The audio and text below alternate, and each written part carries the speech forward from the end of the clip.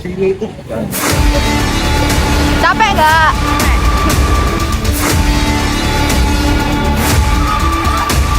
Kita harus semangat karena besok kuis kanji. Gimana udah? Lancar. Sudah selesai. Kita kumpul di sana aja, depan taman.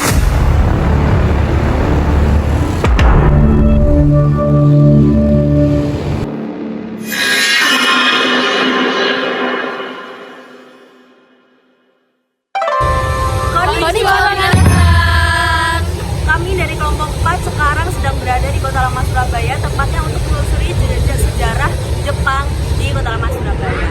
Sebelumnya perkenalkan ada teman-teman saya. Aku Alvida Ica Anastasia dengan NIM akhir 029. Saya Nadia Feruzara dengan NIM akhir 1010. Saya Fania Bintang dengan NIM akhir 061. Saya Talia Meta dengan akhir NIM 44. Saya Denta Mira Ramadhani dengan NIM akhir 01. Dan saya Lila Wahyu Budi Lestari dengan NIM akhir 68. Oke, selamat menyaksikan semuanya.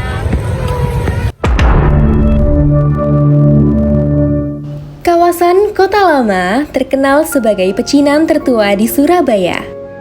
Berdiri sejak abad ke-19 dan menjadi pusat perdagangan yang didominasi oleh etnis Tionghoa dan Jepang. Banyak bangunan dan juga toko-toko yang dulunya merupakan milik orang Jepang. Lokasi Kota Lama yang ada di dekat Pelabuhan Kalimas membuat kawasan ini menjadi basis ekonomi ekspor-impor utama Jepang di Indonesia sebelum Perang Dunia Kedua. Studi lapangan ini utamanya digunakan untuk memahami sejarah perubahan ruang dan arsitektur kota dari masa ke masa, sekaligus terutama untuk menelisik peradaban sejarah orang Jepang yang ada di Surabaya.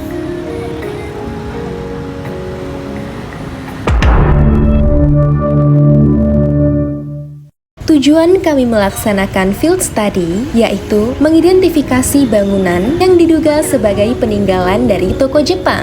Yang kedua, mengetahui fungsi dari bangunan peninggalan tersebut pada saat ini. Yang ketiga, mengonfirmasi informasi terkait peninggalan bangunan tersebut melalui wawancara dengan warga sekitar atau pemilik bangunan yang sekarang.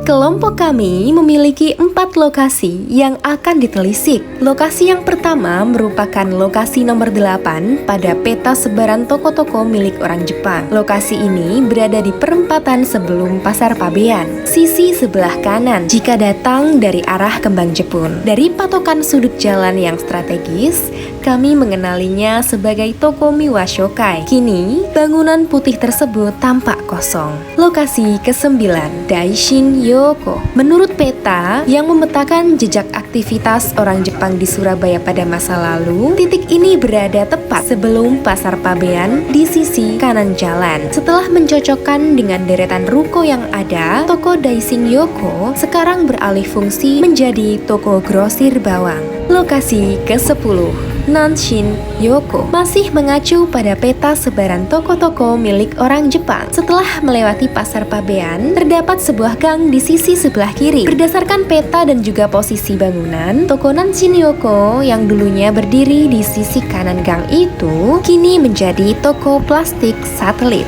Lokasi 11, Taisho Yoko. Berdasarkan peta yang memetakan jejak aktivitas orang Jepang di Surabaya pada masa lalu, lokasi yang terakhir ada di Jalan Kembang Jepun. Dari pencocokan dengan kondisi bangunan saat ini, Taisho Yoko tampak sudah tidak difungsikan dan menjadi ruko kosong. Hasil wawancara lapangan berdasarkan narasumber kami, Bapak Heri, yang merupakan salah satu pemilik toko di lokasi survei, menyebutkan bahwa tidak ada bangunan buatan Jepang yang berada di jalan yang sedang kami teliti ini, yaitu adalah Jalan Songoyudan. Dikarenakan keseluruhan bangunan di kawasan tersebut merupakan peninggalan Belanda pada masa kolonial. Namun, bisa jadi nama-nama toko Jepang yang tercatat di arsip kemungkinan hanya menandai penyewa atau pemilik Jepang pada masa lalu, bukan sebagai pembangun gedung. Dan terakhir, toko-toko Jepang yang asli diperkirakan berada di jalan lain yang letaknya berdekatan dengan Jalan Songoyudan. Kesimpulan, Banyak bangunan sejarah yang sudah berganti fungsi dan juga dimodernisasi. Perubahan tersebut terjadi karena adanya kebutuhan fungsi yang baru dan juga kemajuan zaman, yang kemudian bangunan tersebut direnovasi sebaik mungkin, namun tidak mengubah total bangunan peninggalan sejarah tersebut. Bangunan bersejarah yang memiliki nilai penting untuk ilmu pengetahuan, pendidikan, dan juga budaya, karena sejarah merupakan fondasi dari sebuah bangsa. Dengan melestarikan bangunan tersebut, kita turut mewariskan kekayaan sejarah negara Indonesia. Khawatir kalau panas ya. Sedikit saku gitu. Jadi ada bisa. Nah, kenapa saya kumpulkan ini? Karena ada satu bangunan yang penting. Nah, kembali lagi teman-teman sama kita. Jadi itu dia beberapa tempat yang dulunya itu tempat bersejarah dan sekarang itu menjadi toko-toko bangunan dan juga ada toko-toko perdagangan juga. Ini kita di tempat terakhir. Ya, ini dia tempatnya. Ya, oke. Dadah. Itu teman-teman tempat sejarah Jepang yang telah kita temukan sekarang jadi pusat perdagangan. Bye-bye.